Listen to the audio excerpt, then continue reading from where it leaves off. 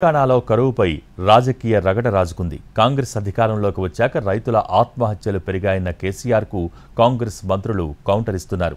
కనీస అవగాహన లేకుండా మాట్లాడుతున్నారని, ఎన్నికల ముందు డ్రామాలు చేస్తున్నారని మండిపడుతున్నారు.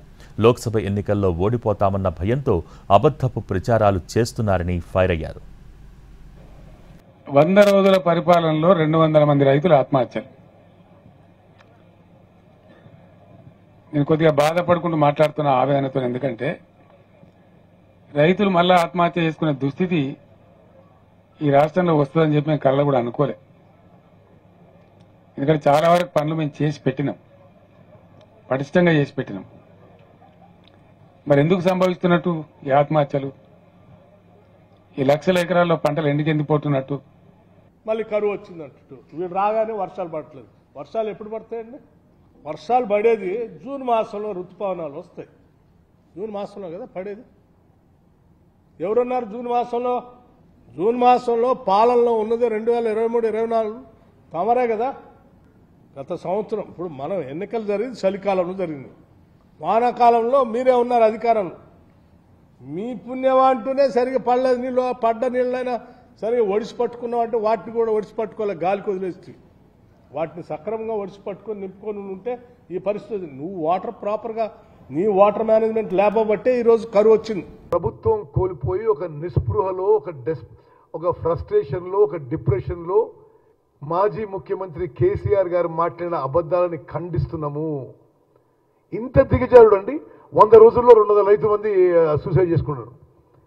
కేసీఆర్ గారు ఇటువంటి అబద్ధాలు మాట్లాడడం తగదిది. ప్రజా జీవితంలో కొన్ని విలువలు ఉండాలి. ఇస్ ఎ కంప్లీట్ లై. 100 రోజుల్లో 200 మంది సూసైడ్, కంప్లీట్ లై. మరి మీరు పవర్ విషయం మాట్లాడడం, మీరు ఏం చేయలేదు. పవర్లో మీరు ఇరిగేషన్ సర్వనాశనం చేసినారు. మీరు అన్ని విధాలుగా రాష్ట్రాన్ని అప్పుల పాలు చేసినారు. మీరు 10 ఏళ్ల పాటు దోపిడీ చేసినారు. రాష్ట్ర ప్రజలు ఒక స్వీపింగ్ మ్యాండేట్ మీకు వ్యతిరేకించారు.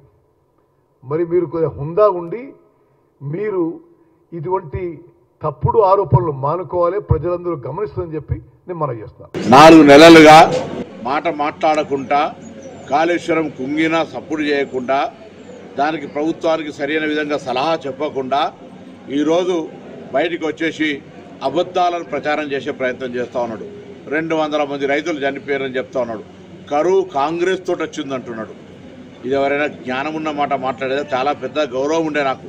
అవగాహన లేకుండా మాట్లాడితే 10 సంవత్సరాలు పరిపాలించిన వ్యక్తే కరువుకు రాజకీయ పార్టీకి సంబంధం లేదు, ప్రభుత్వానికి కరువుకు సంబంధం లేదు. నీకు వీలైతే ప్రభుత్వంగా మేము కూడా ఈరోజు కేంద్ర ప్రభుత్వాన్ని డిమాండ్ చేస్తూ ఉన్నాం. కాంగ్రెస్తో పాటు కలిసి ఈరోజు రాష్ట్రంలో నుంచి వెళ్ళి కేంద్రంలో అడిగేటువంటి ప్రయత్నం చేయాలి. కానీ బీజేపీ, టీఆర్ఎస్ రెండు ఒకటే గొంతుగా ఉండే దిశ లోపల వీళ్ళ కార్యక్రమాలు కొనసాగుతున్నాయి. ఒక్కరోజు కూడా రైతుల దగ్గరకు వచ్చి పరామర్శించిన పాపాన పోలేదు. అధికారంలో ఉన్నప్పుడు గుర్తురాని రైతులు ఈరోజు ఎన్నికల సమయంలో ప్రతిపక్షంలో ఏదో చేసి మాట్లాడడానికి రావడం ఏదైతే ఉందో అదంతా కూడా కేవలం రేపు జరిగే పార్లమెంటు ఎన్నికలను దృష్టిలో పెట్టుకుని కేసీఆర్ ఆడుతున్నటువంటి నాటకంగా నేను ఇక్కడ చెప్తా ఉన్నాను. మీది భస్మాసుర హస్తం అనేది ప్రజలకు అర్థమైపోయింది.